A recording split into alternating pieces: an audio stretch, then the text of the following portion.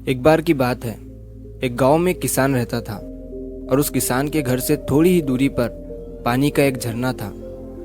वो किसान रोज सुबह जल्दी उठता और उस झरने पर जाकर साफ पानी भरकर लाता।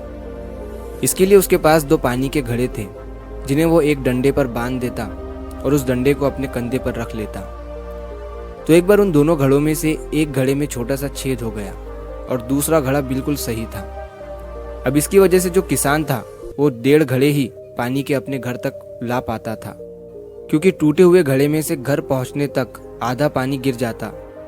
अब यही चीज उस किसान के साथ 2 साल से हो रही थी और जो अच्छा घड़ा था वो टूटे हुए घड़े को देखकर प्राउड फील करता कि मैं सारा पानी सही सलामत घर तक पहुंचाता हूँ और मेरे अंदर कोई भी छेद नहीं है। और वही दूसरी तरफ जो टूटा हुआ घड़ा था वो उदास रहता इस बात से कि वो आधा पानी ही घर तक पहुंचा पाता है और किसान की मेहनत को वेस्ट कर देता है। इसी बात को लेकर टूटा हुआ घड़ा उदास रहने लगा था। तो एक दिन उसने किसान से कह ही दिया कि तुम रोज सुबह जल्दी उठकर पानी लाते हो और मैं तुम्हारी मेहनत को वेस्ट कर देता हूँ। मैं अब तुम्हारे किसी काम का नहीं रहा। किसान ने घड़े से पूछा, क्यों, क्या हुआ? घड़े ने कहा, शायद तुम्हें नहीं पता, पर मेरे अंदर एक छोटा सा छेद है जिसकी वजह से मेरे अंदर का आधा पानी रास्ते में ही गिर जाता है और मैं आधा पानी ही घर तक पहुंचा पाता हूँ। मेरी इसी कमी की वजह से तुम्हारी मेहनत वेस्ट हो जाती है। किसान ने घड़े से कहा, कोई बात नहीं, इसके लिए उदास होने की ज़रूरत नहीं है। और आज जब हम झरने से पानी भरकर वापस आएंगे तब तुम रास्ते में लगे हुए उन खूबसूरत फूलों को देखना। उन्हें देखने के बाद तुम्हारी सारी उदासी खत्म हो जाएंगी। वापस आते समय टूटा हुआ घड़ा रास्ते में लगे खूबसूरत फूलों को देख रहा था और उन फूलों को देखकर सच में उसकी उदासी खत्म हो गई थी। लेकिन जब वो घर पहुंचे तो फिर से उसके अंदर आधा पानी ही बचा हुआ था। ये देखकर वो फिर से दुखी हो गया और किसान से माफ़ी मांगने लगा।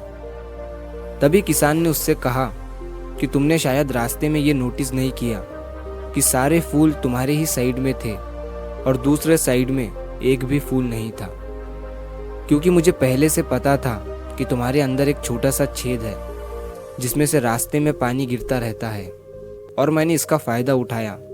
मैंने देखा कि तुम्हारे साइड में बहुत सारे अलग अलग फूलों के बीज रास्ते में पड़े रहते थे और तुम रोज़ थोड़ा थोड़ा पानी उन्हें देते रहे और तुम्हारी वजह से उस रास्ते पर खूबसूरत फूल उगाए और वो रास्ता खूबसूरत लगने लगा।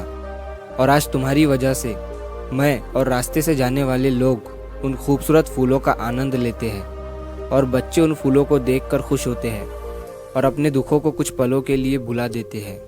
लोग इन्हीं फूलों को अपने घर पर ले जाकर अपने घर को सजाते हैं। अगर तुम टूटे हुए नहीं होते तो तुम्हें क्या लगता है ये सब हो पाता? नहीं।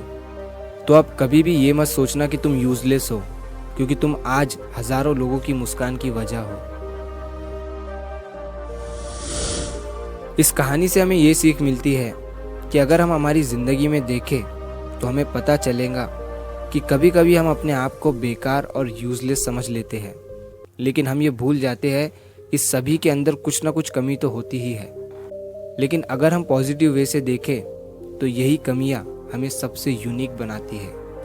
और अगर हम उस किसान की तरह दूसरों की खूबियां देखना शुरू कर दे तो हम अपनी लाइफ में बहुत कुछ सीख सकते हैं और हमें समझ आएगा कि एक टूटा हुआ घड़ा भी ज़्यादा वैल्यूएबल हो सकता है एक अच्छे घड़े से। तो अगर आप इस वीडियो को और भी लोगों तक पहुंचाना चाहते हैं तो इस वीडियो को लाइक करिए ताकि YouTube इस वीडियो को और भी लोगों तक पहुंचाए। और अगर आपको कहानी अच्छी लगी हो तो हमारे चैनल को सब्सक्राइब ज़रूर करिए।